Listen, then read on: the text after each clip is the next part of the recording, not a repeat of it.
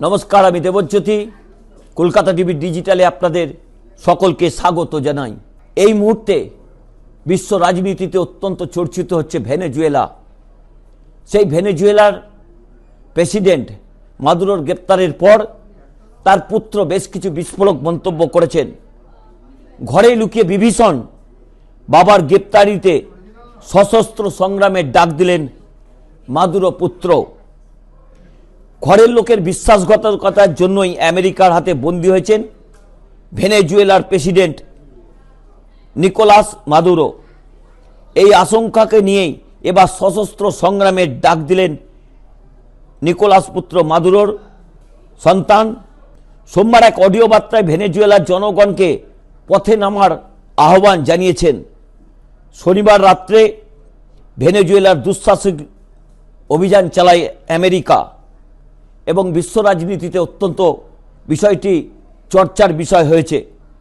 প্রেসিডেন্টের যাবতীয় নিরাপত্তা বলয় ভেঙে বাড়ির শোয়ার ঘর থেকে অপহরণ করা হয় প্রেসিডেন্ট মাদুরো এবং তার স্ত্রীকে। গোটা বিশ্বকে স্তম্ভিত করে দেওয়ার এই অভিযান বিশ্ব রাজনীতিতে অত্যন্ত চর্চিত। কিন্তু এর মধ্যেই মাদুরো পুত্র যেভাবে মুখ খুলতে শুরু করেছেন তা কিন্তু সমাজ মাধ্যমে যথেষ্ট ভাইরাল হয়ে গেছে। যাদের বিশ্বাসঘাতকতার জন্য আমেরিকায় নিকোলাস মাদুরোকে গ্রেপ্তার করেছে এবং তার উদ্দেশ্যে তার পুত্র যেভাবে মুখ খুলতে শুরু করেছেন তা নিয়ে কিন্তু এই শান্ত দেশটি হঠাৎ করে অশান্ত হয়ে উঠেছে। ইতিমধ্যেই নাকি মাদুরো পুত্রর ডাকে বেশ কিছু স্বেচ্ছাসেবী সংস্থার পক্ষ থেকেও বা বেশ কিছু এজেন্সি ইতিমধ্যেই তাদের পাশে দাঁড়িয়েছেন। কারণ যে ঘটনা আমেরিকা ঘটিয়েছে, আমেরিকা যে আগ্রাসন দেখিয়েছে, যেভাবে ভোররাত্রে এই প্রেসিডেন্টকে তারা এবং তার স্ত্রীকে পণবন্দি করে একেবারে আটকে রেখেছেন, তা নিয়ে কিন্তু সমাজ মাধ্যমে যথেষ্ট আলোচনা হচ্ছে। মাদুরো পুত্র তাদের যে রাজনৈতিক দল রয়েছে পিএসইউভির তিনিও সদস্য, পাশাপাশি ভেনেজুয়েলার সাংসদও তিনি। আমেরিকার অভিযোগের খাতায় বাবা মার পাশাপাশি তারও নাম কিন্তু ছিল।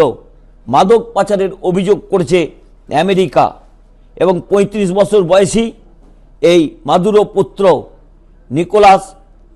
নিকোলাস পুত্র যেভাবে তাকে তীব্র ভাষায় আমেরিকা প্রশাসনকে আক্রমণ করেছেন এবং এই আমেরিকার আগ্রাসনের বিরুদ্ধে মুখ খুলেছেন তা কিন্তু বিশ্ব রাজনীতিতে অত্যন্ত চর্চিত বিষয়।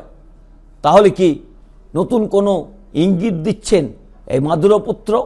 কারণ তিনিও ছাড়ার পাত্র নন। ইতিমধ্যে তিনি বেশ কিছু রাজনৈতিক রণকৌশল করেছেন, কিন্তু কোন পথে ভেনেজুয়েলা যাবে তা জানার জন্য অপেক্ষা করতে হবে আরও কয়েকটা দিন।